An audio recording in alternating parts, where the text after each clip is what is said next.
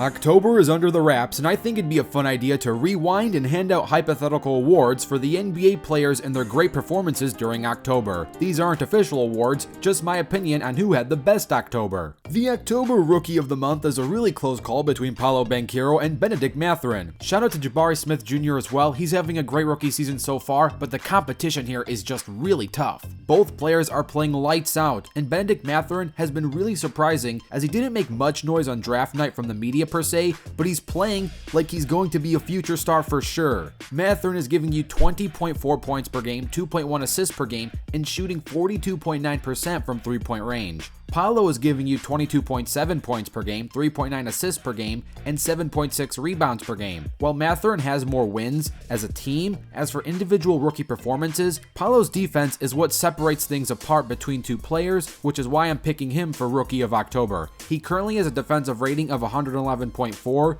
He leads all rookies with this defensive rating. Mathurin's defensive rating is 122, so Paolo's rating being roughly 10.6 points higher is my tiebreaker for why he gets this pick. The sixth man of October is a close call between Jordan Poole, Christian Wood, and Kevin Love. All three of these players are having great starts coming off the bench this season. Wood is averaging 16.7 points per game, Love is averaging 11.7 points per game and 7.7 rebounds, but Jordan Poole is putting on an absolute show, giving you 17.9 points per game and 5.4 assists per game coming off the bench. And he's really taking that load off of the Warriors' backcourt. I know Golden State had kind of a shaky start to the season, but that's not Poole's fault, and the Warriors would be in much worse position without Poole's talents, really helping out that Warriors rotation. The most improved player of October has a lot of great options. Some include Tyrese Maxey, Tyrese Haliburton, and Lauri Markkanen. All three of these players have been balling it out this season. My pick here is Lauri, who I would say is the #1 driving force for the Jazz's amazing record of 6-2 being third in the West when no one thought they'd be anywhere close to that. Lauri is also having the biggest jump statistically out of these choices.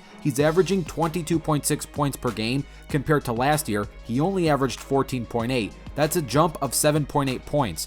Maxey has a point jump of 5.8, and Haliburton has a point jump of 4.4. Lauri also has the most drastically changed role. He's never been really given this opportunity to be a true #1 scoring option, and it's one thing to have improved stats because of this, it's another thing for these improved stats to be leading to wins and not just being empty points, which is the main reason why he gets this pick. The defensive player of October easily has to go to a starter with the best defensive rating in the league, and that's Giannis Antetokounmpo, who has a league best defensive rating of 98. He also leads the league so far in defensive win shares. He's having one of the best seasons so far in his career. If he keeps playing at this pace, it will be his best regular season of his career. The coach of October, without question, has to go to the only undefeated remaining coach in the league, and that's Mike Budenholzer of the Milwaukee Bucks. The Bucks are the only undefeated team in October as they went 6-0 to start their season, many thanks to Mike's coaching and rotation, especially dealing with Chris Middleton being out of rotation. He's done a great job keeping the Bucks in top shape without their second best player.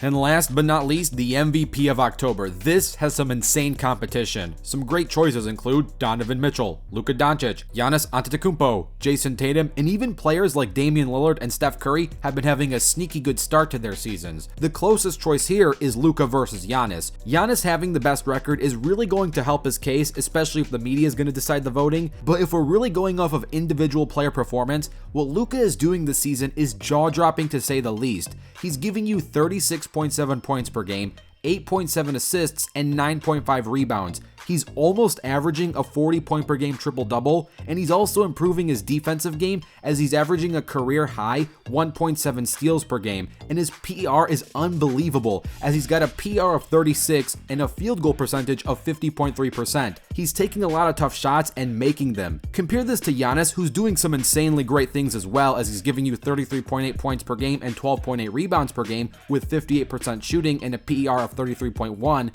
but Luka has a higher PER and he's taking much riskier shots and tougher passes. For a point guard to have such a high PER is much more difficult than for a power forward / center to be just as efficient. I know Giannis has the better record, and he's a great pick. I won't beat on you if you choose Giannis as your MVP of October, but personally, I see that record as a team achievement. Luka is doing quite a lot with so little, so for that he does get my pick here, but it's a close call either way. So here are my picks for the October awards. Let me know what you think of these choices and what you want to see in the future. Don't forget to dunk on that like button and subscribe with notifications turned on. I'm Rebound Rewind, and I'll fast forward to you later.